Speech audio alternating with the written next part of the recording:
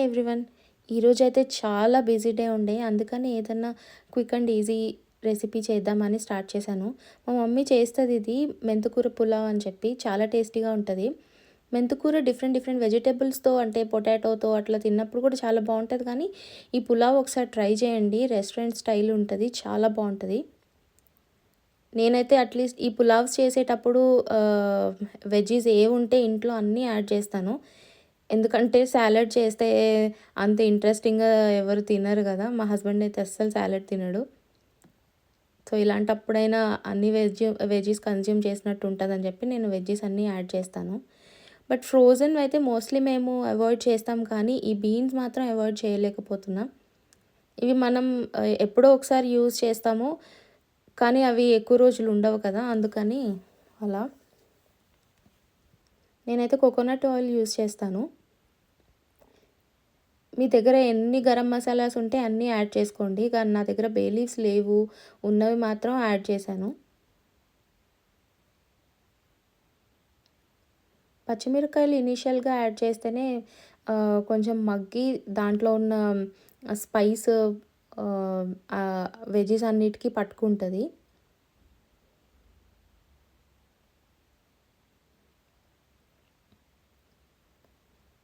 మెంతికూర అయితే నేను 2 to 3 టైమ్స్ వాష్ చేసి పెట్టుకున్నాను.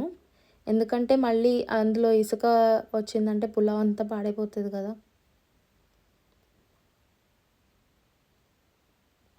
నాకైతే ఆనియన్స్ మెత్తగా మగ్గితేనే టేస్టీ అనిపిస్తుంది. కొంతమందికి ఫ్రైడ్ ఆనియన్స్ లాగా ఉంటే బాగుంటుంది అనిపిస్తుంది. సో అలాంటప్పుడు మీరు ఎక్కువసేపు ఫ్రై చేసుకోవచ్చు. సో కొన్ని వెజ్జీస్ అయితే నేను ఆల్రెడీ రైతా కోసం తీసి పెట్టుకున్నాను. క్యారెట్స్ స్వీట్గా ఉంటే ఈ పులావ్లో బాగుంటుంది. అప్పుడప్పుడు మనకి క్యారెట్స్ కొంచెం చప్పగా అనిపిస్తాయి కదా, సో అలాంటప్పుడు నేను షుగర్ వాటర్లో సోక్ చేస్తా అట్లీస్ట్ 30 to 40 minutes. అప్పుడు చప్పగా ఉన్న క్యారెట్స్ నిజంగానే తీయగా అనిపిస్తాయి. ఎప్పుడన్నా ఎవరైనా గెస్ట్ వస్తున్నారు అంటే ఏదైనా స్పెషల్ అకేషన్స్ ఉన్నప్పుడు మాత్రం క్యారెట్ సోక్ చేస్తూ ఉంటా. ఓన్లీ మన కోసం అయితే అవసరం లేదు.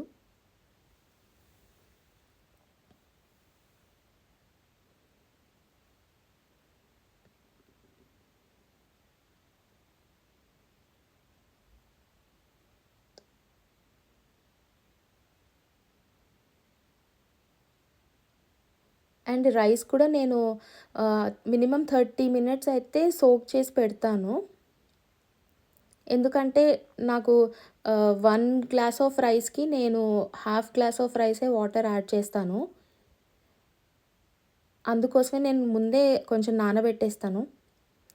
లేదంటే రైస్ అంతా మెత్తగా అయిపోయి పులావ్ అంతా పేస్ట్ అయిపోతుందని చెప్పి నాకు ఇలాగే అలవాటు. సో అందుకని నేను కంపల్సరీ సోక్ చేస్తాను మినిమం 30 minutes. టైం ఉంటే చికెన్ బిర్యానీకి అయితే 1 hour ముందే నేను సోక్ చేసి పెట్టుకుంటా రైస్. సో దట్ నేను కుక్కర్లో వాటర్ తక్కువ యాడ్ చేస్తాను. అండ్ ఇక్కడ ఫస్ట్లో నేను పులావ్ చేసినప్పుడు కొంచెం నాకు చేదుగా వచ్చేది. తర్వాత అర్థమైన టిప్ ఏంటంటే మనం ఇక్కడ ఈ మెంతికూరని బాగా ఫ్రై అయ్యే వరకు ఉంచాలి. అది కొంచెం కరివేపాకులాగా బాగా డీప్గా ఫ్రై అయినప్పుడు మనం మిగతా ఇంగ్రీడియంట్స్ యాడ్ చేసుకుంటే అప్పుడు చేదుగా అనిపించదు. నేనైతే పులావ్ మసాలా యాడ్ చేస్తాను.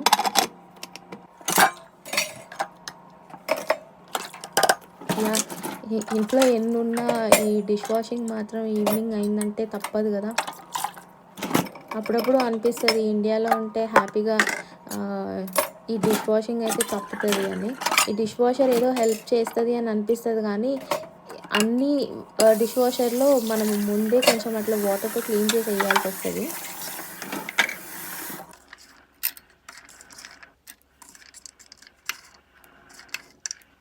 రైతాలో కూడా నేను యూజువల్లీ ఎన్ని పాసిబుల్ ఉంటే అన్ని వెజిటేబుల్స్ యాడ్ చేస్తూ ఉంటాను.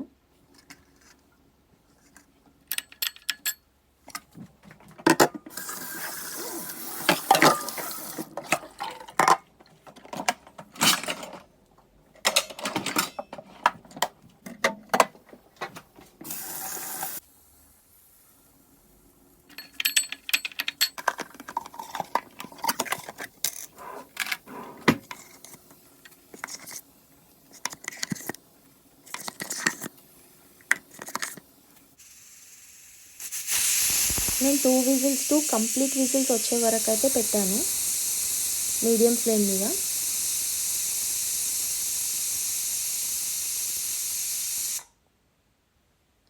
తర్వాత కుక్కర్ వెంటనే కూడా ఓపెన్ చేయలేదు.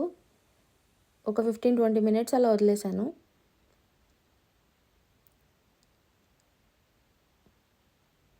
చూడడానికి చాలా బాగుంది కదా! టేస్ట్ కూడా చాలా బాగుంది. మీరు రైస్ చూసారు కదా! నాకు అస్సలు అడుగంటలేదు. At the same time rice పలుకగా కూడా లేదు. వెజ్జీ రైతాతో అయితే చాలా బాగుంది. ఒకసారి ఖచ్చితంగా ట్రై చేసి చూడండి.